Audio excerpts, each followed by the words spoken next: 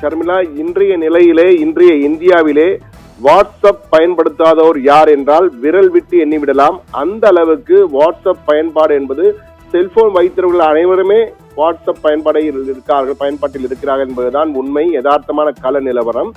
இந்த சூழ்நிலையில் தற்போது உச்சநீதிமன்றத்திலே ஒரு கடும் எச்சரிக்கை வாட்ஸ்அப் நிறுவனத்திற்கும் அதனுடைய உரிமையாளரான மெட்டா நிறுவனத்திற்கும் கடுமையான ஒரு விமர்சனம் வைக்கப்பட்டிருக்கிறது.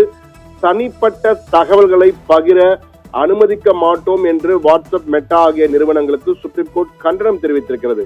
எச்சரிக்கை கொடுத்து நீங்கள் தகவல்களை பகிர்வதை தொடர்ந்தால் இந்த நாட்டை விட்டு செல்லுங்கள், இந்த நாட்டை விட்டு வெளியேறுங்கள் என்ற வகையிலே ஒரு கடும் கண்டனத்தை தெரிவித்து அவர்கள் பதில் மனுவை தாக்கல் செய்ய வேண்டும் என கூறியிருக்கிறது. அந்த விவரத்தை பிறகு தெரிவிக்கிறோம். அதுக்கு முன்னால் நம்முடைய நாட்டிலே கிட்டத்தட்ட 50 கோடி பேர் வாட்ஸ்அப்பை பயன்படுத்துகிறார்கள். ஒன்றல்ல இரண்டல்ல 50 கோடி. நாட்டின் மக்கள் தொகையிலே கிட்டத்தட்ட ஒரு 40% பேர் வாட்ஸ்அப்பை கட்டாயமாக பயன்படுத்துகிறார்கள். அதுவும் வாட்ஸ்அப் பயன்பாடு என்பது மிகப்பெரிய அளவுக்கு அன்றாட தகவல் பரிமாற்றம் மட்டுமல்ல, வணிக தொடர்புகள், கோப்பு பகிர்வுகள் என பல விதங்களிலே வாட்ஸ்அப் என்பது பயன்படுத்தப்படுகிறது. ஒருவேளை திடீரென இந்த வணிக பாதிப்பு என்பது மிகப்பெரிய அளவுக்கு இருக்கும். என்றால் சிறிய மற்றும் நடுத்தர நிறுவனங்கள் வாடிக்கையாளர்களுடன் தொடர்பு கொள்ளவும், ஆர்டர்களை பெறவும், பணம் அனுப்பவும் வாட்ஸ்அப்பை பெரிதாக நம்பியிருக்கிறார்கள். இது வாட்ஸ்அப் ஒருவேளை தடை செய்யப்பட்டால் இந்த வணிகம் பெருமளவு பாதிக்கப்படும். அதே போன்று தகவல் தொடர்பு முடக்கம். தற்போது வாட்ஸ்அப்பில் ஏனால் கடிதம் என்பதை எழுதுவதெல்லாம் தற்போது மறந்தே போய்விட்டதற்கு காரணம் வாட்ஸ்அப் வந்த பிறகுதான். வாட்ஸ்அப் வந்த பிறகு இதற்கு முன்னால் பேஜர் போன்ற பல விடயங்கள் வந்தாலும் வாட்ஸ்அப் உடைய வீச்சு என்பது மிகப்பெரிய அளவுக்கு இருக்கிறது. வாட்ஸ்அப் பயன்படுத்தாமல் இருந்தால் பல மிகப்பெரிய இழப்பு ஏற்பட்டு விடுமோ என்ற அளவுக்கு தற்போது வாட்ஸ்அப்பை அனைவரும் பயன்படுத்துகிறார்கள். புகைப்படங்கள் ஆகட்டும், வீடியோ ஆகட்டும், ஆவணம் மிக எளிதாக இலவசமாக பகிர்ந்து வந்த இந்த முறை திடீரென தடைப்பட்டால் பெரிய அசௌகரியம் ஏற்பட வாய்ப்பு இருப்பதாக பொதுவாக பேசப்படுகிறது. ஆனால் இதற்கு மாற்று செயலிகள் பல இருக்கின்றன. டெலிகிராம், சிக்னல் போன்ற பல்வேறு மாற்று செயலிகள் இருக்கின்றன. ஆனால் உடனடியாக இதனுடைய தாக்கம் நிறுத்தப்பட்டால் மிகப்பெரிய அளவுக்கு பாதிப்பு ஏற்படும் என்ற வகையிலே வாட்ஸ்அப் தடைப்பட்டால் என்று கூறப்படுகிறது. ஏன் இந்த வாட்ஸ்அப் தடைப்பட வேண்டும் என்றால், தனி உரிமை கொள்கையை மீறும் வகையில் தனிப்பட்ட தரவுகளை பகிர்வதாக மெட்டா நிறுவனம், வாட்ஸ்அப் ஆகிய நிறுவனங்களுக்கு எதிராக இந்திய போட்டி ஆணையத்திலே வழக்கு தொடரப்பட்டது. அதில் இரு நிறுவனங்களுக்கும் தங்களது ஏகபோக ஆதிக்கத்தை தவறாக பயன்படுத்துவதாக ஆணையம் கண்டறிந்தது. இரு நிறுவனங்களுக்கும் 213 கோடியே 14 லட்சம் ரூபாய் அபராதம் விதிக்கப்பட்டது.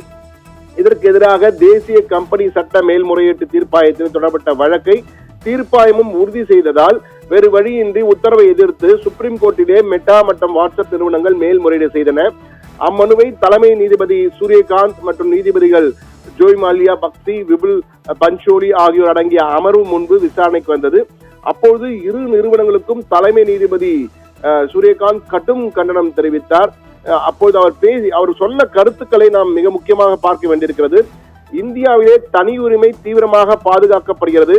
சாதாரண மனிதன் புரிந்து கொள்ள முடியாத அளவுக்கு தனி உரிமை நிபந்தனைகள் தந்திரமாக வரையறுக்கப்பட்டுள்ளன உங்களிடத்திலே. எனவே இது தனிப்பட்ட தகவல்களை நாகரிகமாக திருடும் வழிமுறை. அதற்கு நாங்கள் ஒருபோதும் அனுமதிக்க மாட்டோம். தரவு பகிர்வு என்ற பெயரில் நாட்டின் தனி உரிமையுடன் நீங்கள் விளையாட முடியாது. அந்த தரவின் ஒரு வார்த்தையை கூட நீங்கள் பகிர அனுமதிக்க மாட்டோம். நீங்கள் குடிமக்களின் தனி உரிமையை மீற முடியாது. நீங்கள் ஒரு உறுதிமொழி அளிக்க வேண்டும். இல்லாவிட்டால் இடைக்கால உத்தரவு பிறப்பிப்போம் என்ற வகையிலே கடுமையாக எச்சரிக்கை விடுத்துள்ள நீதிபதி, உங்களால் முடியாவிட்டால் நாட்டை விட்டு வெளியேறுங்கள் என்ற வகையிலே ஒரு கருத்தினை முன்வைத்திருக்கிறார்.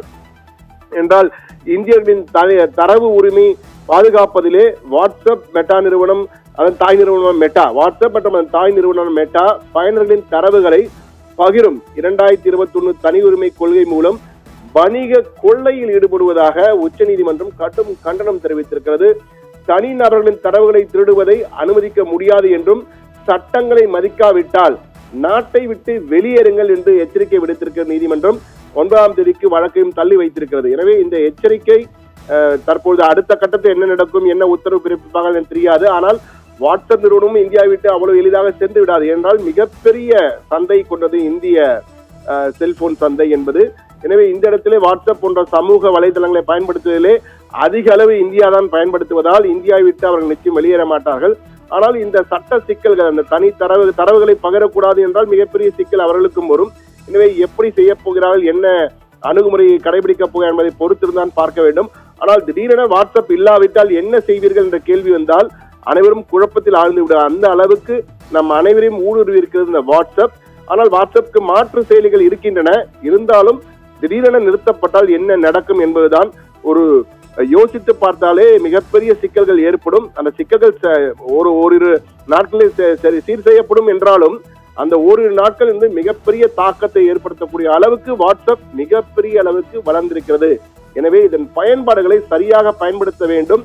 இல்லை என்றால் இது போன்ற பயன்பாட்டினால் நமக்கு மிகப்பெரிய சிக்கல் வரும் என்பதை விழிப்புணர்வு ஏற்படுத்தும் வகையில் தான் இந்த பிரேக்கிங் செய்தியை தற்போது கொடுத்திருக்கிறோம். ஷர்மிளா,